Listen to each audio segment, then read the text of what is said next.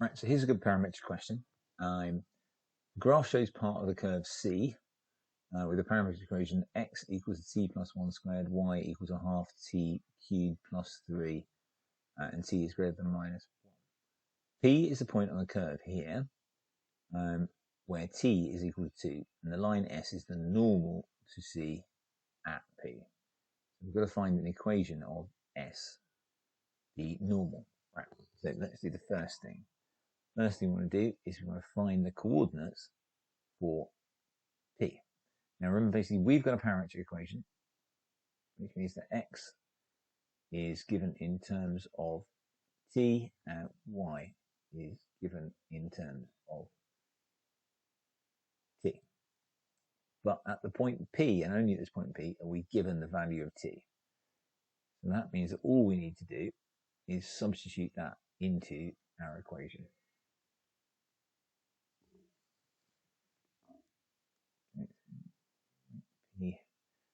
Now t, we know t is 2. Make the same thing for y. We know we've got a half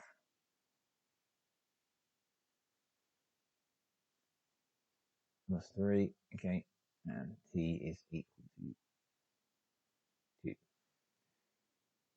Okay, so that means we've got 3 squared, that's 9, y is a half t cubed plus 3, so t cubed is 8, 4 plus 3, that's 7. So the coordinates of this are 9, 7. Great, so that's our first point. Now we need to find the equation of S. So what we need to do is look at C, find the derivative of C so we can find the tangent at that point, and then make it minus 1 and look for the normal. Okay, so what have we got? So we've got an equation in terms of t. Actually, what we want is dy dx, because this is the gradient on the Cartesian equation. So to get dy by dx, what I'm going to do is I'm going to do dy by dt, and I'm going to multiply that by dt and dx, okay, which is basically going to be dy over dt divided by dx. There you go. dt, so that can write as a fraction. Right, so let's do our differentiation first. So I've got dx, I've got x is equal to t plus 1 squared. So dx by dt is going to be 2 times t plus 1 to the power of 1. Okay, so that means that dy dx on the top, I'm going to have 2t 1. Okay, then I've got to do y. Y is equal to a half t cubed plus 3. So dy by dx, so dy by dt, sorry, is going to be 3 over 2 t squared. 3 over 2 t squared. Okay, so now I've got that. Now at that point we know that t is equal to 2. So again, let's substitute this in. So we've got 2 times t plus 1 over 3 over 2 t squared, and our t is 2.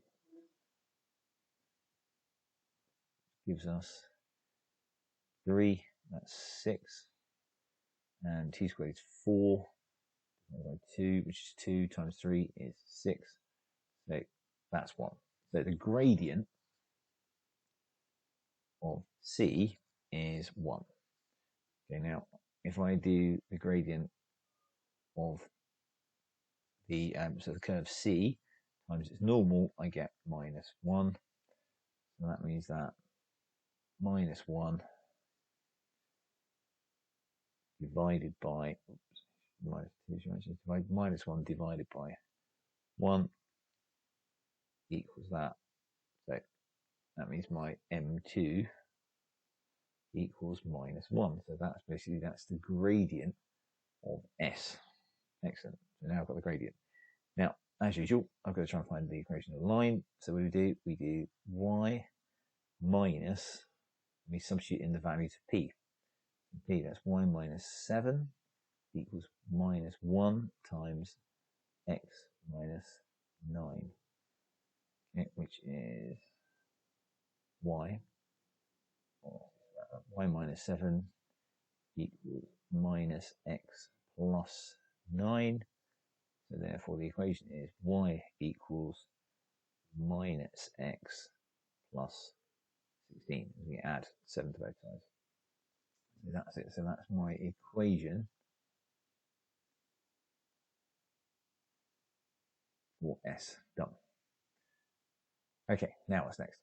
The shaded region of R is bounded by curve C, S, the normal, the x-axis, and the equation at line 1. So now we're going to have to use integration to find the area.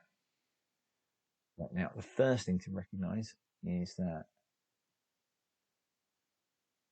if we draw a line straight down here,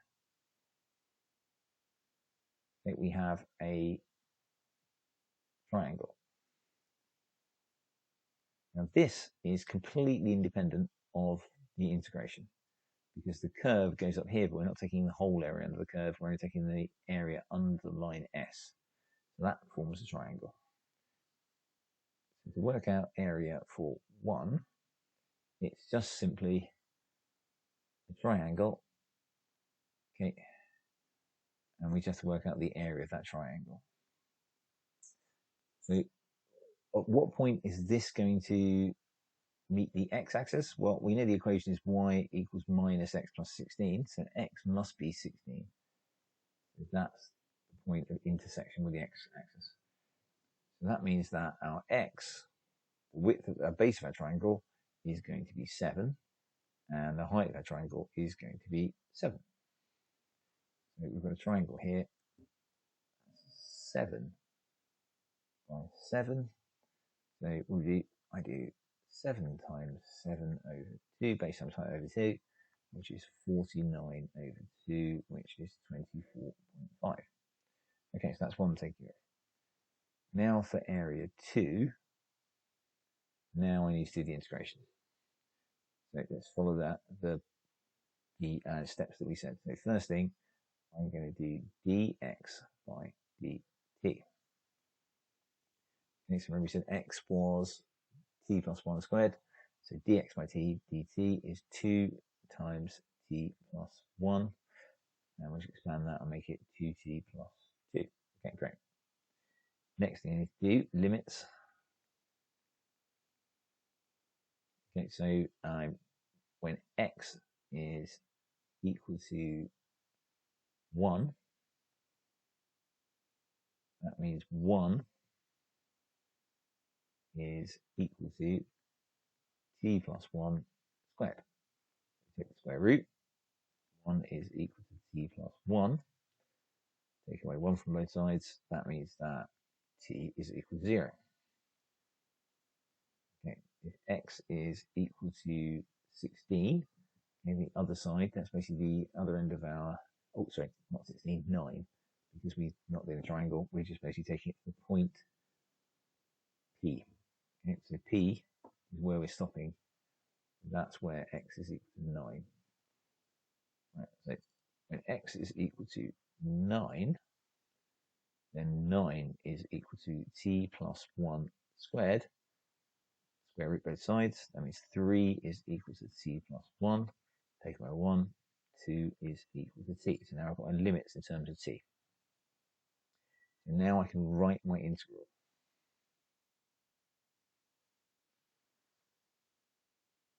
So remember that the integral,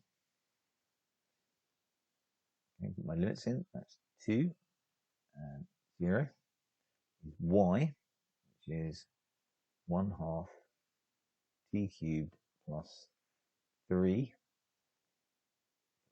into a bracket times dx by dt, which is 2t plus 3 dt. Okay, great. Well, everything's in terms of t, that's good.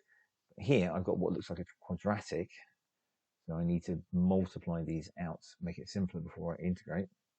So I'm going to do a half t cubed times 2t, and that's going to give me t to the power of 4, and a half t cubed times 2, and that gives me t cubed. I'm going to do 3 times 2t, which gives me 6t, and 3 times 2, which gives me 6.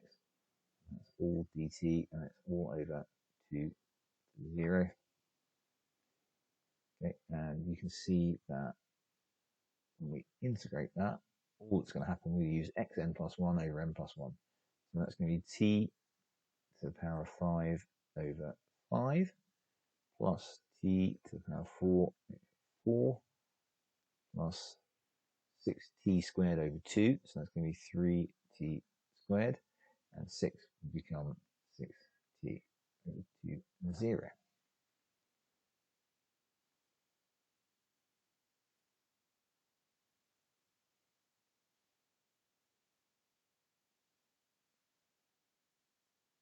A little bit more room down here. Okay, so now I've got our integral here. So that means that this is equal to, making two brackets. If we subtract our limits, so I've got to subtract, also I've got to substitute 2 into this.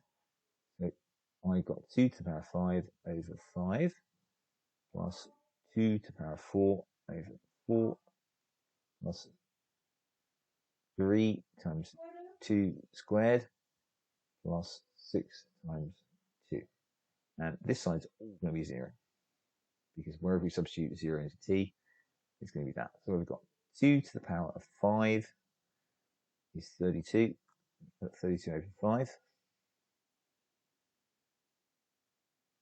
Okay, I've got 2 to the power of 4, which is 16 over 4, which is 4.